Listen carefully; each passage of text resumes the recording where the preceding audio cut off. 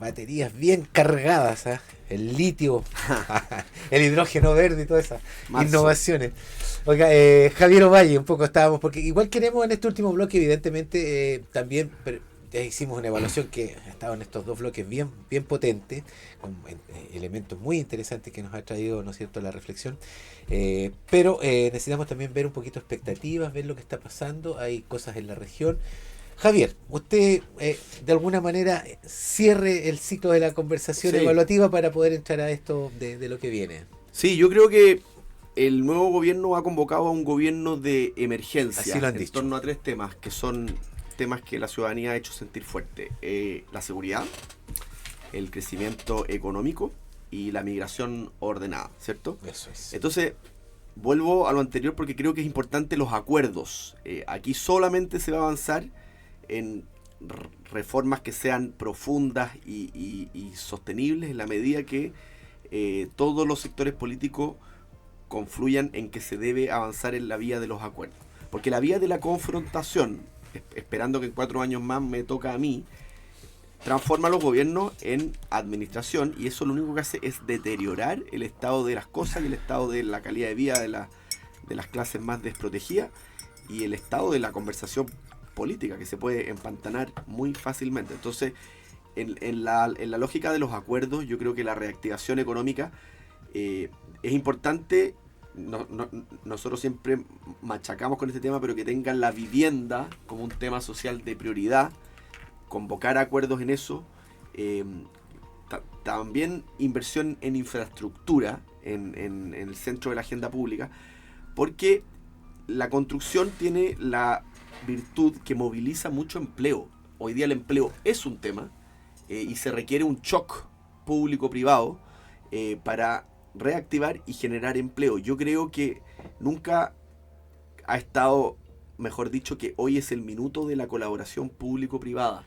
Una pregunta cortita y entre paréntesis. La sociedad chilena, con este 30% de informalidad, ¿estará en condiciones de volver a instalarse en el sendero del empleo formal, el empleo que todos pensamos y queremos? Pero hay como una pulsión social, no sé si la sientes, que tiene que ver con que hay mucha gente que quiere ser libre, que quiere trabajar en unas horas, no quiere trabajar algunos días. Las nuevas generaciones vienen un poco en esa lógica, ¿no? Ahí hay un desafío, una fricción que resolver desde el punto de vista de las políticas nacionales de productividad, por ejemplo. Sí, es multifactorial, porque la migración también ha generado un flujo muy importante para que la informalidad campee, pero la informalidad tiene costos que son muy profundos. Yo creo que la no posibilidad de bancarizarse, de ser un sujeto válido para de no tributar públicas, de no tributar, en fin, es algo que el Estado tiene que mirar con mucha atención. Entonces, hablé del empleo, de lo intensiva que es esta industria de la construcción en mano de obra y el efecto multiplicador que eso tiene en las cadenas productivas de proveedores, transportes, servicios y comercio local. Estamos bastante preocupados como industria por los recortes que ha habido en la cantidad de subsidios en el Decreto Supremo 49, el DS 49, que son aquellas viviendas para familias que no pueden pagarla. O sea, es un subsidio completo, no es como el DS 19, que es un cofinanciamiento, y lo que ha entregado este gobierno es un recorte del 50% en la cantidad de cupos. En la región de los lagos pasamos de 2.381 subsidios en el año 2025 a solamente 1.200 prácticamente, o sea, a la mitad. Estamos hablando de una región en que el déficit habitacional es del orden de 37.000 viviendas. Y hay muchos proyectos que ya están en desarrollo. No hay que olvidar que la vivienda, los proyectos tienen un ciclo largo, se trabajan con los comités de vivienda, con las entidades. Entonces, hacer un recorte de esa magnitud en los subsidios trae costos que son para las familias que están esperando, y eso es algo que no puede quedar fuera de la discusión, y las familias y los comités de vivienda lo están haciendo sentir. Hablamos también del empleo nuevamente, y quiero mencionar que una cosa valiosa que hemos logrado articular en las últimas semanas, meses, es que se conformó una mesa de nuevos críticos que fue impulsada por la Cámara acá en Puerto Montt, la Cámara Chilena de la Construcción, en conjunto con la delegación presidencial, que coordina a todos los servicios, a los ministerios, y con el gobierno regional. Es una mesa que busca generar una instancia institucionalizada para trabajar en cómo hacemos avanzar los proyectos que tienen estados de pago que están trancados por temas administrativos, hay temas de diferencias de criterios en la aplicación de normas, distintas brechas y distintas fricciones que no permiten que los proyectos avancen. Entonces creo que es una muy buena experiencia cómo se conforma esta mesa y en la cual en conjunto nos decimos las cosas, por así decir, pero vamos trabajando juntos en una mesa que tiene una agenda en la cual el gobernador se ha comprometido, incluso si la delegación presidencial no estuviera tan en la línea de mantenerla, el gobernador ha dicho que él va a liderar y que va a contar con todo su respaldo. Y yo creo que es un ejemplo de cómo en este comienzo, este nuevo ciclo, tenemos que ir con todo en la colaboración público-privada. Estamos a la espera de que se nombren las autoridades, los CEREMI. Estamos impacientes. Para poder reunirnos con ellos. Es que impacientes porque las familias que están esperando que se generen estos proyectos así lo están. Entonces, o sea, no, y digo impacientes también, los medios de comunicación queremos también transmitir, saber con quiénes van a estar en esta cancha regional también, importante, por supuesto, ¿cierto? Por supuesto. Así que lo que yo hago es un llamado a la colaboración público-privada y a recordar que solo mediante la política de los acuerdos, en este caso el gobierno convoca a 3 grandes acuerdos por la emergencia, que es la única manera en que en este país se puede avanzar. Así que ese es el llamado. Los decretos de emergencia. Sí, vamos con el tema. Ya Mira, aludió al gobierno regional, aludió al gobernador. Sí, Rabín de Anaya. Creo que ya hicimos un pequeño balance. Quedan muchos temas, por supuesto, de lo que se pudo haber, lo que se avanzó, lo que se pudo haber hecho, lo que no se hizo, etcétera, etcétera. Pero es interesante lo que ha dicho Javier en el sentido de que hoy día se inicia un gobierno de emergencia. Pero yo entiendo cuando algo de emergente, yo tengo los equipos preparados. Si estamos transmitiendo que este va a ser un gobierno de emergencia, yo los equipos desde el primer día los mando a trabajar. Pero aquí no hay nada a nivel regional. Solamente el delegado presidencial está nombrado. No hay equipos, no hay nada. Entonces, ¿de qué emergencia? Segundo lugar, esto de dar que nos rebajaron los subsidios de esto, lo digo todo con altura de mira. ¿Y por qué no decimos que este gobierno quiere bajar el 3% de todos los presupuestos? Porque si estamos, digamos, impresionados, qué sé yo, porque hubo una rebaja de subsidios que no sé si están así. ¿Por qué? Porque el plan habitacional se cumplió a cabalidad. Se habían comprometido 260.000 viviendas terminadas. Se terminaron 262.390. Pero están en desarrollo, construyéndose 180.000 más. 179.386. Y en ejecución, están en ejecución 111.000. Y por iniciarse 68. O sea, casi se duplicó lo que se había prometido. Entonces, ojo con la cifra. Porque acá cuando hay una batería propagandística a través de la prensa adicta, entonces se trata de cambiar. Pero hoy día la guitarra está en otras manos. Hoy día uno va a estar vigilante para decir, bueno, esto ¿por qué no se cumple lo que dijeron? Porque, perdón Javier, termino inmediatamente. Porque acá, por ejemplo, a nivel regional, tenemos 2 autoridades que son, digamos, adictos a la economía abierta. ¿Y por qué no hay inversión? Porque el Estado es lento, porque la permisología, porque aquí y allá. Usemos las herramientas que nos da la economía para invertir. Yo creo, y soy absolutamente partidario de la asociatividad público-privada, pero usémosla, pues. Por supuesto. Porque aquí nos quedamos en el discurso. Si hoy día obras se pueden hacer sin plata pública se pueden hacer obras. ¿Por qué no se aprovechan eso? Entonces, hay que liderar. Hay que perderle el miedo. Si en el servicio público, lo único que no hay que hacer, cuando uno es servidor público, es meter las manos. Porque si tú metes las patas, eso tiene arreglo. Claro. Pero si metes las manos, no tiene arreglo.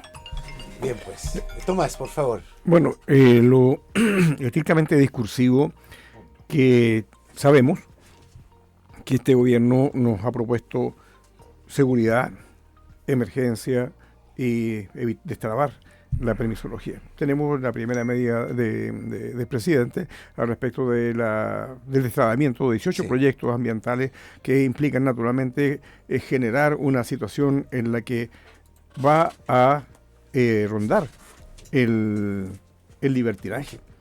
O sea, si hay normativas básicas, tenemos que respetarlas y cumplirlas. Y esto va de la mano justamente con un tema de la seguridad, porque la seguridad se resuelve con hacer respetar la legalidad. Porque donde hay atentado a la seguridad, se está transgrediendo la ley. Por tanto, seguridad es lo mismo que ilícitos. El discurso desde la responsabilidad gubernamental es hacer cumplir la ley a todos, evitar los ilícitos, porque es eso lo que genera inseguridad. ¿Ya? No es una cuestión puramente propagandística. Y luego, en el caso de emergencia, y bien lo apunta Javier, porque el tema es soluciones. ¿Ya? Una emergencia requiere soluciones. ¿Ya? Y si no tenemos esas soluciones, el discurso emergencista va a nacer palabras vacías. Si tenemos la emergencia, demos la solución.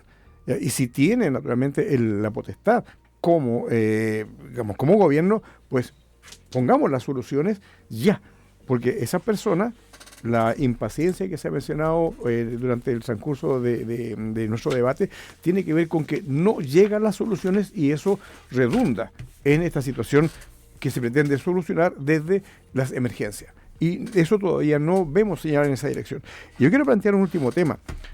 Vamos a tener, a propósito de normativas, ilícitos, permisología, un tema crucial en la región que le va a tocar a este gobierno atenderlo por la connotación que tiene el tema del ecocidio del lago Chapo.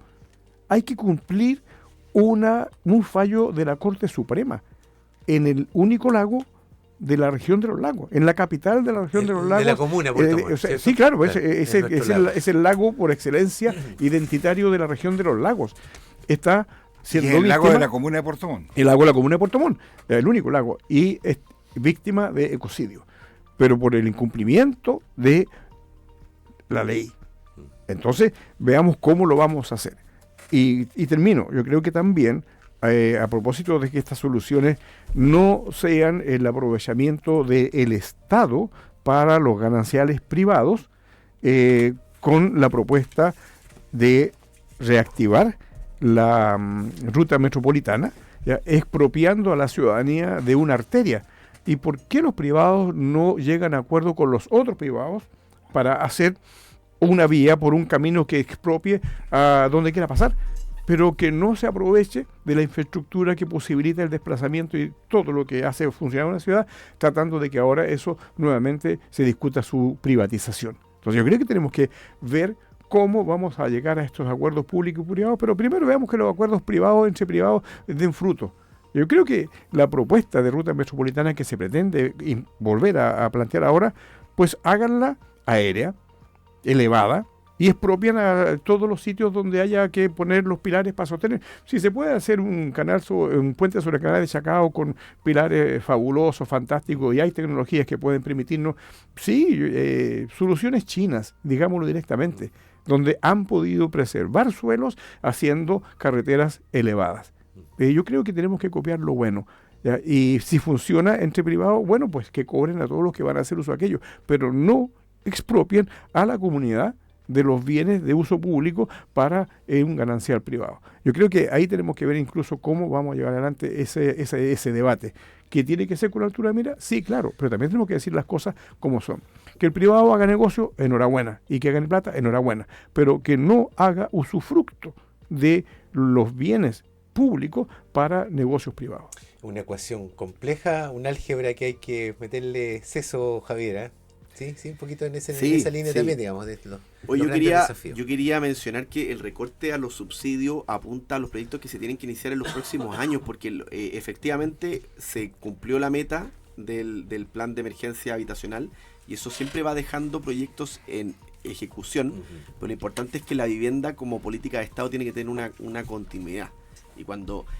Y esto no ocurre en el aire, si aquí hay un gobierno que se eligió prometiendo un ajuste fiscal, y eso es un tema que la ciudadanía, impresionantemente la ciudadanía en la encuesta, siendo un tema abstracto quizá, abrazó el tema del ajuste fiscal, como que esa narrativa entró. Se abraza cuando no te toca. Bueno, entonces ahora, ¿dónde hacemos el ajuste? Es el tema. Claro. Obviamente nosotros nos dedicamos a construir y sabemos que la construcción genera empleo, genera activación. Hacemos el llamado a que no se haga ahí y que no se afecte a los Javier, sí, yo te entiendo perfectamente. Y esa es la política de Estado que queremos. Pero es que, claro, que se mantenga. Si el gobierno pasado hizo un recorte de subsidio, que este gobierno, si quiere crecimiento, inversión, lo eche para atrás y lo restaure. Pero cuando el propio gobierno te está diciendo, y hay un instructivo del Ministerio de Hacienda, salió en la prensa, sí. Del 3% a todo, incluyendo salud, educación y Fuerzas Armadas. Lo tengo claro. Yo quiero ver cuándo es el recorte de las Fuerzas Armadas. Aquí los subsidios bajaron un 50%. El ajuste del 3% yo creo que van a tener que cortar grasa por otros lados. Entonces, eso por el lado de la vivienda. Vamos a los desafíos que tiene nuestra región. Ahí en lo ambiental. ¿Qué duda cabe? O sea, cuando se hagan estas reformas en torno a que los proyectos avancen, en fin, es evidente que la institucionalidad ambiental en Chile, que es fuerte, en algún punto va a crujir un poco. El subsecretario de Medio Ambiente que fue nombrado es de la región, es una persona de Puerto Vara, así que yo creo que este gobierno va, a él le va a tocar y a la ministra de Medio Ambiente le va a tocar sostener la institucionalidad ambiental, pero también hacerla eficaz, implementarla, que los proyectos avancen, que los ministerios, que la Seremía de Medio Ambiente de los Lagos tenga gente para que pueda hacer lo que tiene que hacer. Eso es lo que pasa, somos muy buenos para hacer leyes y nos vamos llenando de cuerpos legales que van uno sobre otro, y somos malos para realmente entrar en la reforma al Estado para que los funcionarios y las oficinas públicas tengan gente. La Seremía de Medio Ambiente aquí no tiene gente para ir a ver los terrenos donde están los humedales. Operativamente es muy lento y ahí tiene que entrar este gobierno. Es muy importante que lo haga. Por dar un ejemplo, en Puerto Montt seguimos con las 17 declaratorias de humedales urbanos pendientes. Estos son del orden de 1.700 hectáreas urbanas que están paralizadas. Entonces, quiero hacer ese énfasis. Va a ser importante lo ambiental y cómo se conjuga con el desarrollo de los proyectos, siempre poniendo a las familias al centro. Y creo que las instituciones en Chile son fuertes, pero donde hay que entrar es en una buena reforma al Estado, que es el tema al que todos le hacen el quite, pero hay que entrar y yo espero que este gobierno, que va a tener gente competente, espero, y hay gente que es de la región. El ministro Alvarado, que es de acá de la región, el mismo presidente tiene vínculos con esta región. Bueno, esperemos que eso haga que los servicios puedan trabajar bien. Hay varios gestos para la región, el nombramiento de personas, algunos proyectos emblemáticos que también ha mencionado el presidente dentro de su agenda nacional, también tienen que ver con esta región. Los salmones, ¿cierto? Se han mencionado. Fíjate que el empleo público constituye el 9,5% del empleo total en Chile. En los países de la OCDE andan en el 18%. Ahí hay un primer desafío. O sea, imagínate, duplicar el empleo público versus la agenda que tiene el presidente Kast. No se puede hacer sin una reforma al Estado. Cuando tú estás diciendo que hay que recortar. Entonces, yo creo que aquí hay mucho mito. Aquí hay una verborrea que cuando tú llegas te vas a dar cuenta que no es lo mismo estar con la guitarra que estar de afuera. En el público. Exactamente. Yo quiero ver, porque tal como decíamos en el otro bloque, la impaciencia es muy grande en este país. Aquí te cobran la palabra al día siguiente. Eso en todo orden de cosas, incluido el fútbol. Exactamente. Incluido el fútbol profesional. Aquí se ha prometido mucho. un gobierno serio, un gobierno de capaces, un gobierno de todo. Yo no sé si a lo mejor le va a pasar lo mismo que este gobierno. La inexperiencia en cargo, pueden ser tipos muy inteligentes, pero en otras materias. El ministro de Relaciones Exteriores no tiene ninguna competencia en diplomacia. El ministro de Defensa, bueno, en su despacho, en su gabinete, en su estudio de abogado, era el domicilio de los del cable chino.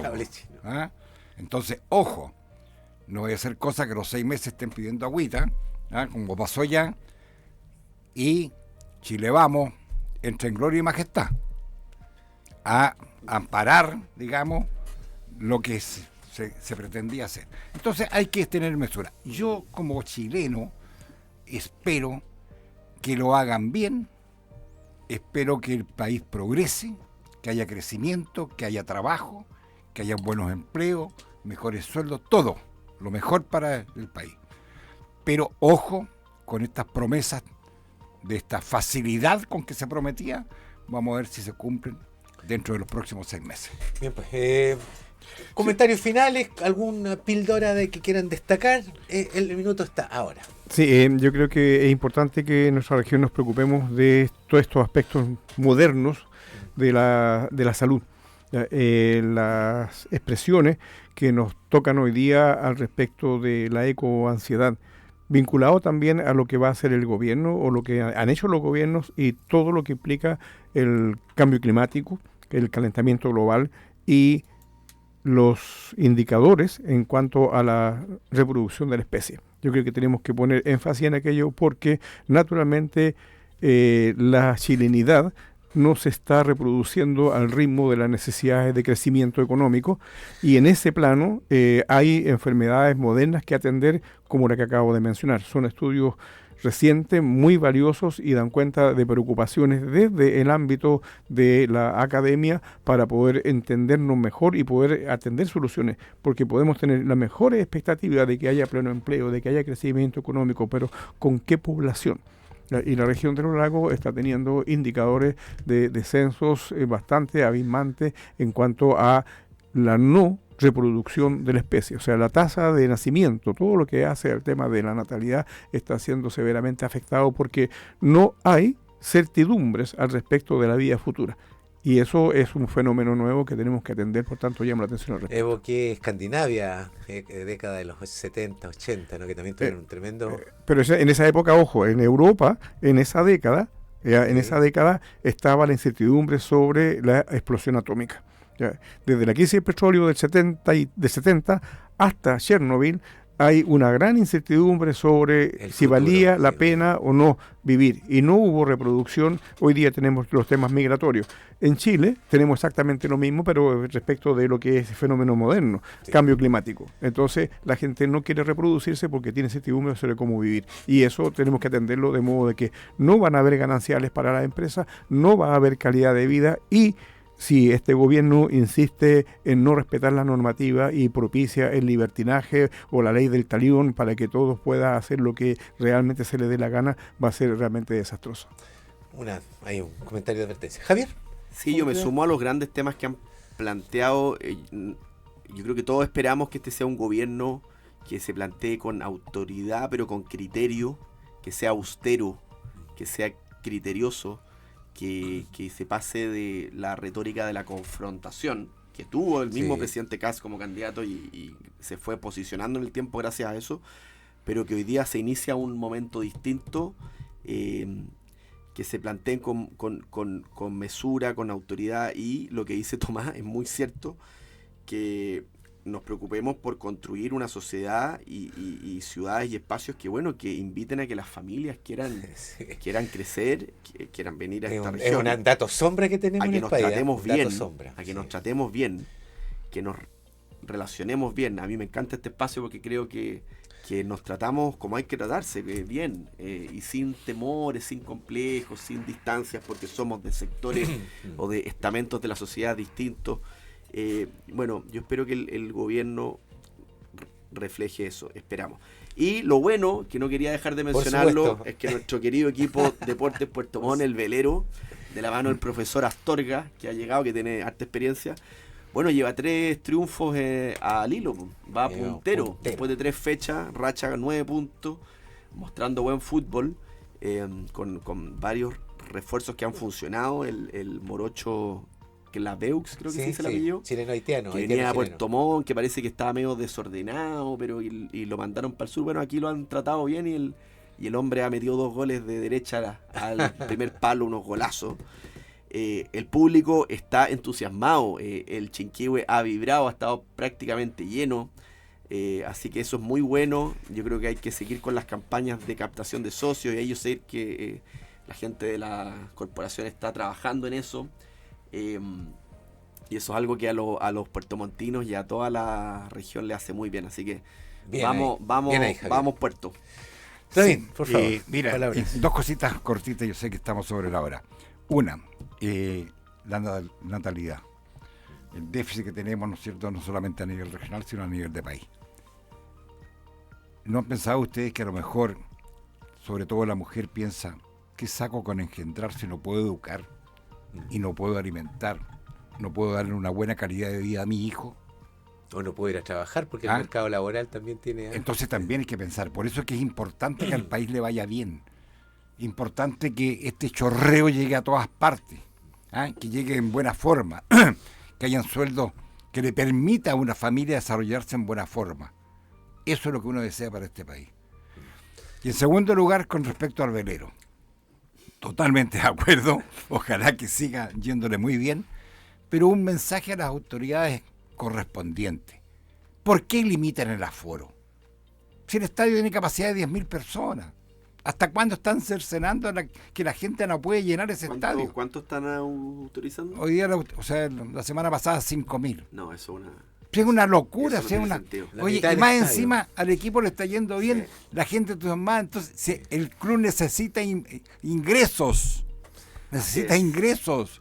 Y los ingresos no están por la asistencia pública. Entonces, córtenla las autoridades.